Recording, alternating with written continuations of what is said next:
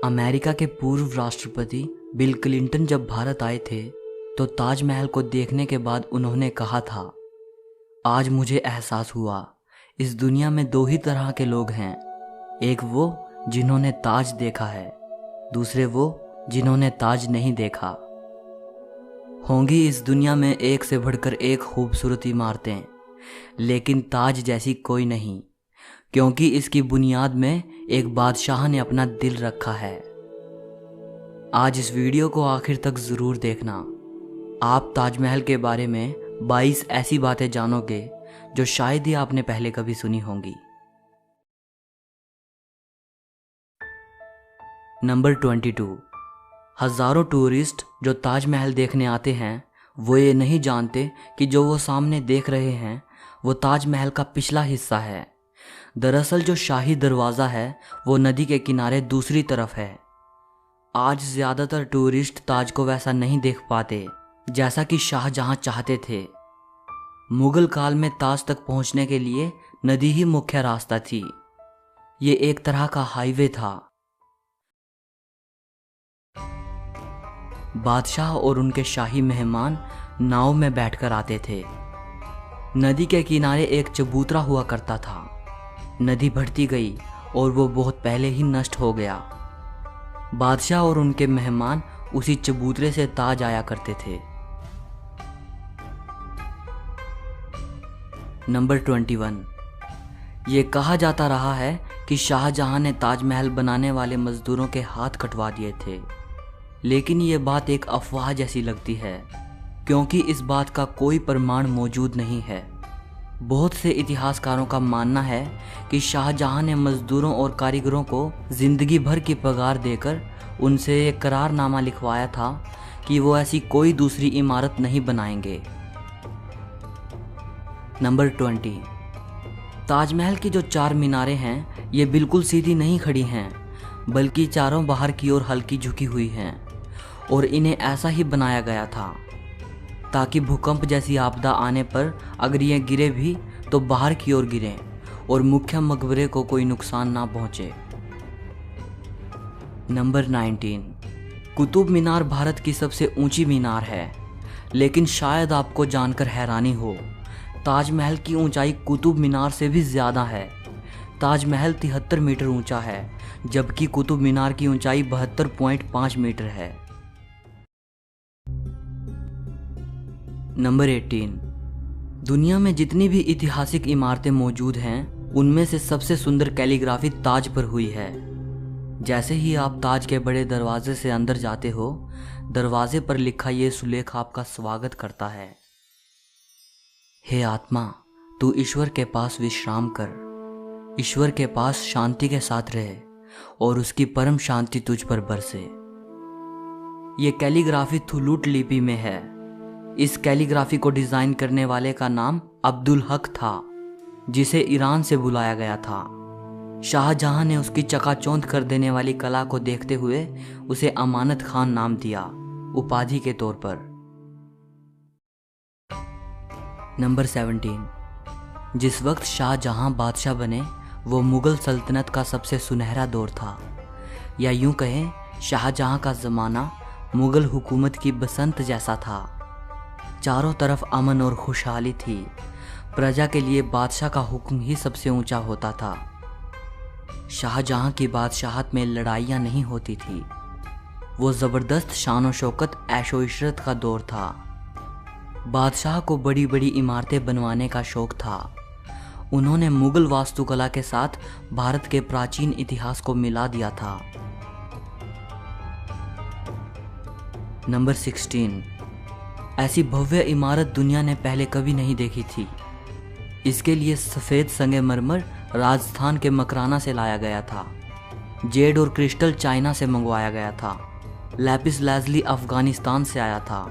Turquoise Tibet से, jasper Punjab से, sapphire Sri Lanka से और कार्नेलियन अरब से आया था। कुल मिलाकर ऐसे ही 28 किस्म के बेशकीमती रत्नों को सफ़ेद संगमरमर में जड़ा गया था। इन सब चीज़ों को विदेश से आगरा लाने के लिए 1000 से भी ज़्यादा हाथी इस्तेमाल किए गए थे। नंबर 15। ताजमहल आज से करीब 400 साल पहले 1631 में बनना शुरू हुआ था और ये 22 साल बाद 1653 में पूरा हुआ। इसका निर्माण 20,000 कारीगरों और मजदूरों ने किया था। वास्तुकला का इससे शानदार नमूना दुनिया में दूसरा कोई भी नहीं। ताजमहल के निर्माण के लिए हर चीज़ को हीरे की तरह परख कर चुना गया था। ताजमहल की दीवारों पर जो नक्काशी है, इसकी तकनीक इटली के कारीगरों से सीखी गई थी। उज़्बेकिस्तान के बुखारा से संगमरमर को तराशने वाले कारीगर बुलाए गए थे। ईरान से संगमरमर पर कैलीग्राफी करने वाले कारीगर आए थे और पत्थर को तराशने के लिए बलूचिस्तान के कारीगरों को बुलाया गया था। नंबर 14।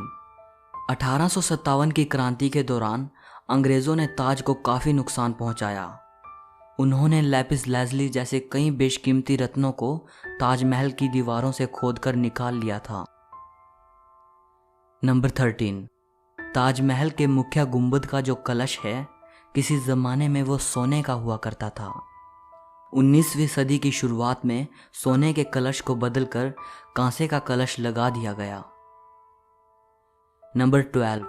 दावे के साथ नहीं कहा जा सकता कि ताजमहल को किसने डिज़ाइन किया था, लेकिन यह कहा जाता है कि 37 लोगों की एक टीम ने मिलकर ताजमहल का नक्शा तैयार किया था।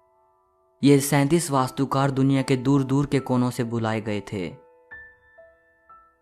नंबर 11। ताजमहल की नींव बनाते समय ताज के चारों ओर बहुत से कुएं खोदे गए। इन कुओं में ईंट पत्थर के साथ साथ आबनूस और महोगनी की लकड़ियों के लट्ठे डाले गए। ये कुएं ताज की नींव को मजबूत बनाते हैं। आबनूस और महोगनी की लकड़ियों में ये खासियत होती है कि इन्हें जितनी नमी मिलती रहेगी, ये उतनी ही फौलादी और मजबूत रहेंगी। और इन लकड़ियों को नमी ताज के पास बहने वाली यमुना नदी के पानी से मिलती है। यमुना के पानी का स्तर हर साल घट रहा है और लकड़ियों में नमी की कमी आ गई है। यही वजह है कि सन 2010 में ताज में दरारें देखी गई। नंबर 10।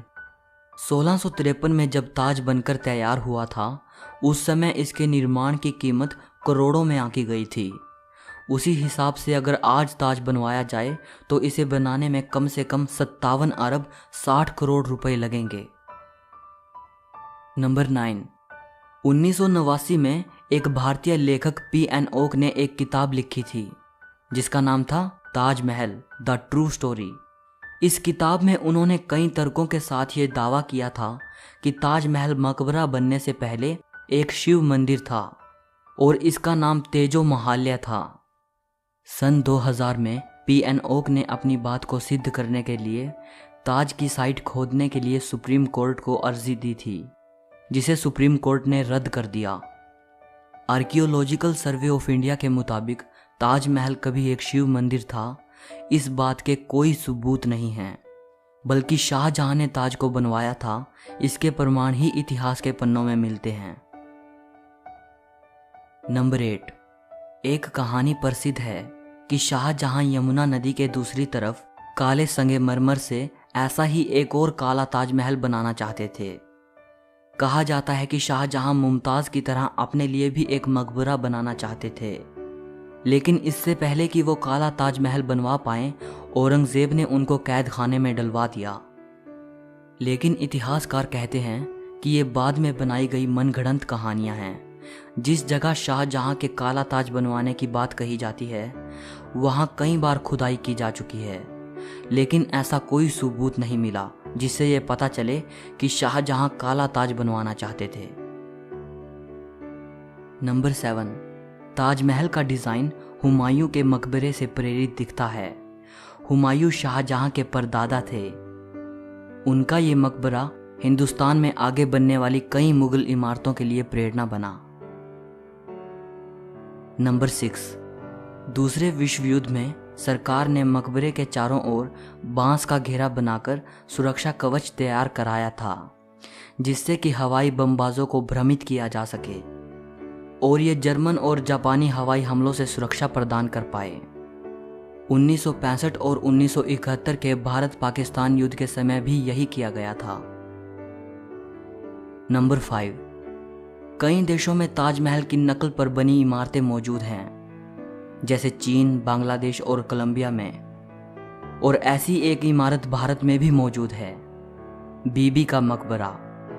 ये इमारत महाराष्ट्र के औरंगाबाद में है।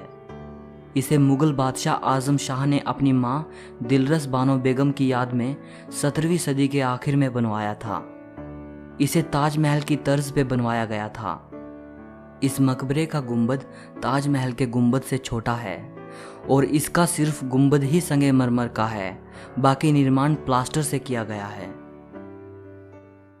नंबर 4, ताजमहल की सबसे ज्यादा लोकप्रियता इसके निर्माण से जुड़ी अद्भुत प्रेम कहानी की वजह से है। बादशाह शाहजहां ने अपनी बेगम मुमताज महल की याद में इस इमारत को बनवाया था।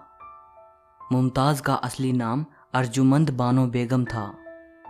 शाहजहां ने उन्हें मुमताज महल नाम दिया, यानी महल का सबसे अनमोल रत्न।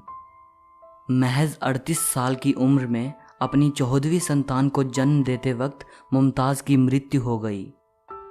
उस वक्त वो बुरहानपुर में थी। अपनी प्रिय बेगम की मृत्यु से बादशाह बेहद दुखी हुए, जैसे उनकी जिंदगी ही तबाह हो गई। और आखिर उनकी याद में शाहजहां ने ताज को बनवाने का फरमान जारी किया। नंबर 3, पहले मुमताज को बुरहानपुर में ही दफनाया गया। इसके बाद शाहजहां ने ताज को बनवाना शुरू किया। तब बुरहानपुर से मुमताज के शव को निकालकर जहां ताजमहल बन रहा था उसके पास एक बगीचे में दफनाया गया। ताजमहल को तैयार होने में 22 साल लगे। तब तक मुमताज का शव बगीचे में बनाई गई कब्र में ही दफन रहा। बाद में उसे ताजमहल के अंदर मुख्य गुंबद के नीचे दफनाया गया। नंबर 2, शाहजहां का सारा ध्यान ताज को एक खूबसूरत रूप देने में लगा रहा। इसी बीच शाहजहां के ही बेटे औरंगजेब ने आगरा पर हमला कर अपने पिता को कैद कर लिया। शाहजहां से पूछा गया कि वो क्या चाहते हैं, तो उन्होंने कहा कि उनको ऐसी जगह पर कैदी बनाकर रखा जाए जहां से वो सीधे ताज को देख पाएं, और उनकी ये ख्वाहिश पूरी कर दी गई। कैद में रहते हुए भी शाहजहां हर वक्त ताज को देखते रहते, और वहीं उन्होंने अपनी जिंदगी की आखिरी सांस ली। मृत्यु के बाद उन्हें मुमताज के साथ ही ताजमहल में दफनाया गया। एक हारे थके बादशाह को भी अगर किसी ने गिरने नहीं दिया तो वो मुमताज के लिए उनका बेपनाह प्यार ही था। जिस लगन से प्यार की ये अनोखी निशानी बनकर तैयार हुई, उसकी मिसाल आज पूरी दुनिया के सामने है। नंबर 1, कवि रविंद्रनाथ टैगोर ने ताजमहल के बारे में लिखा है, वक्त के गाल पर एक आंसू, हमेशा हमेशा के लिए। उन्होंने ताज की छवि वक्त के गाल पर एक थमे हुए आंसू के रूप में बयान की है। शाहजहां जानते थे कि ये दौलत, ये ताकत और ये शान व शौकत एक दिन सब खत्म हो जाएगा। उन्होंने सोचा कि कुछ ऐसी यादगार चीज बनाई जाए जो हमेशा रहे, और शाहजहां ने अपनी प्रिय की याद में ताज को बनवाया। आज बादशाह नहीं रहा, उनकी हुकूमत नहीं रही, और उसकी सल्तनत को भी खत्म हुए कई ज़माने गुजर गए। बस एक ताज है जिसने बादशाह की सदियों पुरानी प्रेम कहानी को खुद में संजोए रखा है। प्रकृति की गोद में चांद सी जगमगाती ये भव्य इमारत सदियों से दो प्रेमियों के प्यार की अमर कहानी सुनाती आई है और सदियों तक सुनाती रहेगी।